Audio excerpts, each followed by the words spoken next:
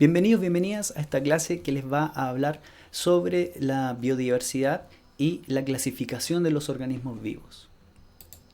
Para eso contamos con nuestro texto de Santillana y en él se habla sobre el concepto de biodiversidad. Entonces vamos a entender que la biodiversidad es y corresponde a toda la variedad de seres vivos que hay sobre la Tierra, ¿ya? Lo interesante es que la ciencia se ha dedicado a describir y cuantificar distintos grupos, y esos grupos de seres vivos se han clasificado según patrones generales. Por ejemplo, el patrón corporal. El patrón corporal ha servido para construir una enorme diversidad de grupos en cuanto a la clasificación. Acá tenemos un ejemplo de este taxón o grupo llamado artrópodos, ¿cierto? El grupo artrópodos comparte en general apéndices articulados, cuerpos segmentados y exoesqueleto.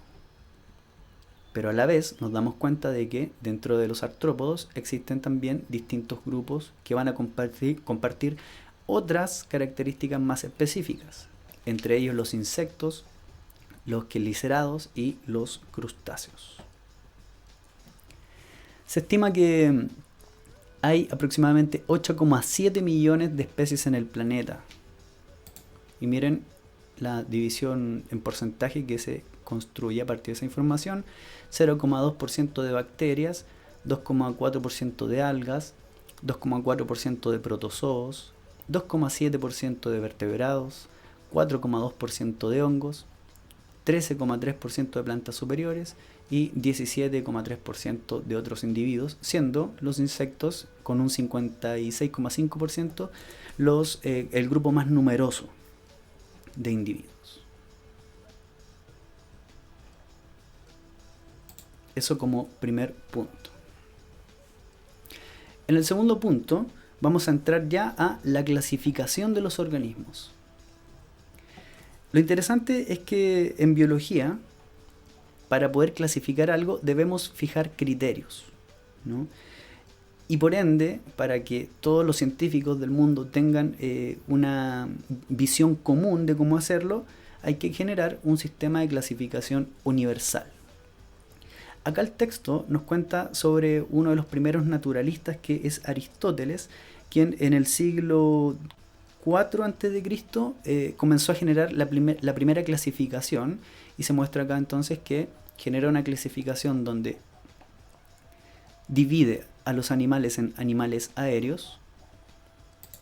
Por ejemplo, ahí este hermoso flamenco, esos individuos también, murciélago, las mariposas.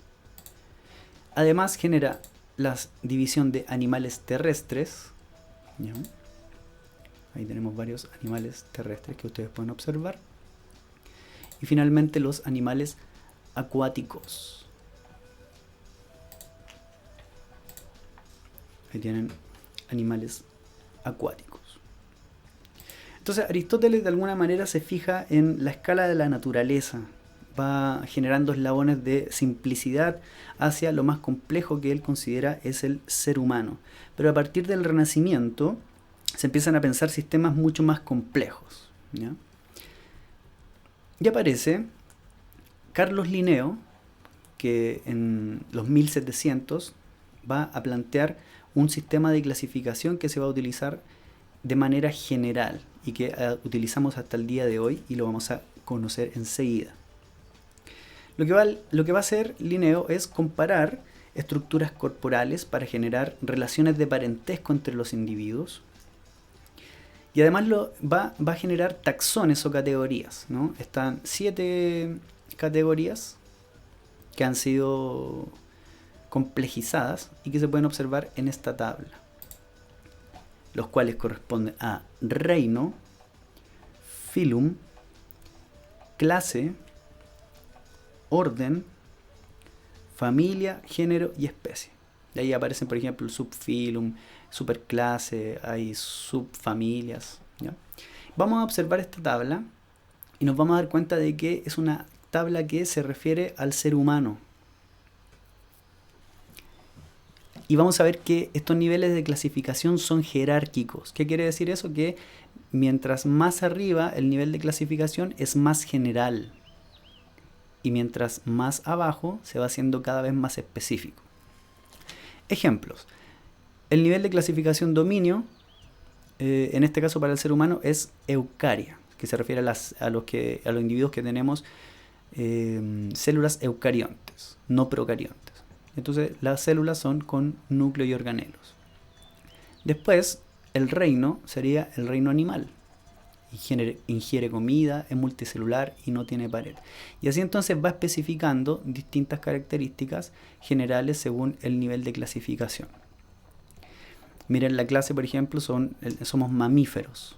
Amamanta a la descendencia y posee pelos en el cuerpo. ¿Ya? Y quiero mostrarles acá y especificar sobre el orden. Miren el orden, somos primates. Y dentro de las características de los primates es que presentan manos y pies con 5 dedos. Además de uñas y visión binocular. Para profundizar sobre esto, les voy a mostrar las siguientes tablas. ¿Ya? Esta es una tabla que muestra el orden primate. Tiene otras categorías taxonómicas más complejas. Entonces yo quiero solamente que se fijen en esta parte de la tabla, acá abajo, donde estamos viendo familias. Entonces en el orden primate vamos a encontrar estas distintas familias. Y fíjense la familia homínida. ¿Ya? La familia homínida se divide en dos subfamilias, que es gorilina y homininae. ¿Ya? Y vamos a tratar de especificar para acá, pero como la tabla no tiene más información, vamos a complementar. Entonces, en la cabeza tenemos que el orden es primate y la familia es homínida. Acá podemos observar eso. Estamos en el orden primate y en la familia, acá a la derecha, familia homínida. ¿Ya? Y miren cómo la familia homínida se va a dividir en dos subfamilias, hominina y pongina. Pongina va a tener el género pongo, que corresponde al orangután, mientras homínina va a tener los géneros homo, pan y gorila. ¿Ya? Y aquí se ve que el gorila está más alejado y que nosotros estamos más emparentados con el chimpancé. Entonces nosotros correspondemos a la familia homínida, pero nuestro género es Homo sapiens. Y eso sería el nombre de nuestra especie. Respecto al género pan, hay dos especies para este género, que son dos tipos de chimpancé. Están los bonobos, que es la especie Pan paniscus, y los chimpancés normales o comunes, que son los Pan triglodites. ¿Ya? Ahí hay un par de bonobos o Pan paniscus, que son los de la izquierda. Ahí también hay un Pan paniscus. Y acá les presento a los Pan triglodites. Y ahí una cría también de Pan triglodite. Volvamos al texto. Ahí. Entonces, acá vamos en el orden. Somos del orden primate. Somos de la familia homínida. Pero el género es género Homo y la especie entonces sería sapiens, Homo sapiens. Así entonces, y como resumen, tú encuentras que la clasificación de Linneo está compuesta de distintos taxones o categorías taxonómicas que nos permiten organizar, categorizar a las distintas especies del planeta en una clasificación jerárquica, de general a particular, ¿cierto? O a lo específico. Vamos a continuar acá con ejemplos del sistema binominal de Linneo. Fíjense que Linneo ocupa estos dos últimos taxones para nombrar a la especie, el género y la especie. Entonces el nombre de una papa sería Solanum tuberosum. y Solanum está indicando el género y Tuberosum la parte específica del nombre. Es posible que existan más variedades de papa y por lo tanto hay más Solanum, ¿ya? Otros tipos de Solanum. El perro es el Canis lupus familiaris. Ya sabemos que el humano es Homo sapiens. El gato es Felis catus. La jirafa es Girafa camelopardalis. Y el maíz Sea maíz. Lo interesante es que estos nombres siempre deben ir escritos en cursiva, y si no se tiene cursiva deben ir subrayados. Es una forma general de escribir el nombre de la especie y por lo tanto es una nomenclatura científica. Acá otros ejemplos como la musca doméstica. Y fíjense que aparece acá un nombre común. ¿Por qué? El nombre científico es un nombre general conocido a nivel planetario, a nivel científico. Y el nombre común es un nombre que puede encontrarse en distintas zonas geográficas. Por ejemplo, en un lado le pueden decir mosca común. En otro lado le pueden decir mosca doméstica. Pero comparte solamente un nombre científico. Lo mismo la cúrcuma doméstica, que es el nombre científico, comparte nombres comunes. En algunas partes le dicen cúrcuma, en otro lado le dicen azafrán de la India y así.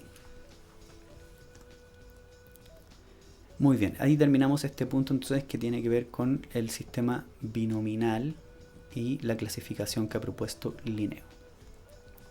Si continuamos, nos vamos a dar cuenta de que el libro nos presenta una gran tabla, ¿ya? Que nos muestra históricamente cómo han evolucionado las clasificaciones de los seres vivos. Entonces uno sabe que a medida que transcurre el tiempo y los años, se va incorporando más información y se hace necesario ir generando divisiones nuevas.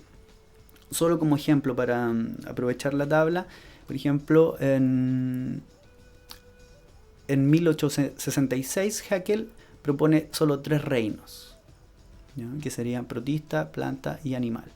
Pero ya en el 2004 tenemos reinos y suprarreinos, ¿no? Entonces aquí están los reinos con sus suprarreinos, están los procariontes con el reino bacteria y los eucariontes con protozoos, cromistas, fungis, plantas y animales. Acá la tabla te va a ir mostrando más datos sobre los criterios empleados. Solo como ejemplo vamos a utilizar a Whittaker en 1969, que por ejemplo saca los hongos del reino protoctista y los ubica en su propio reino fungi. ¿Se fijan? Entonces la tabla no intenta otra cosa que mostrarle cómo la clasificación va cambiando en el tiempo. Acá algo interesante es que los protoctistas se han dividido en protozoos, que ingieren alimentos sólidos o completos, y los cromistas, que son fotosintetizadores, como por ejemplo las algas verdes, ¿ya? Que no son clasificadas como plantas. Ahí entonces tú tienes esta gran tabla con mucha información que puedes revisar en tu libro. Así entonces surge la taxonomía, en esta necesidad de ordenar y clasificar a los distintos seres vivos.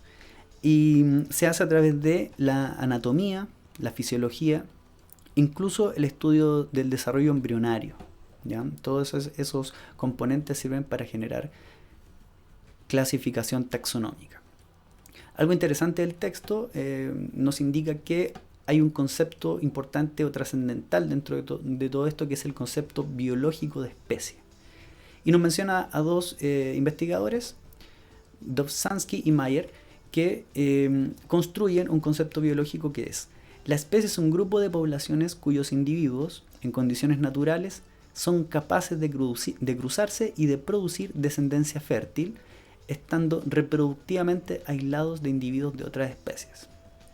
¿Qué quiere decir eso? Eso quiere decir que, por ejemplo, este es un grupo de poblaciones biológicas y este es otro grupo de poblaciones. Lo que deberían hacer es presentar un aislamiento reproductivo para hacer dos especies distintas. No pueden generar descendencia fértil, ¿ya? Y lo que va a presentar el libro a continuación es un ejemplo de casos en donde hay especies distintas, pero que sí alcanzan a generar una descendencia. Pero esa descendencia o híbrido de estas dos especies es infértil. Aún así, cuando estas dos especies pueden generar descendencia, pero esta es infértil, de todas maneras se consideran dos especies distintas.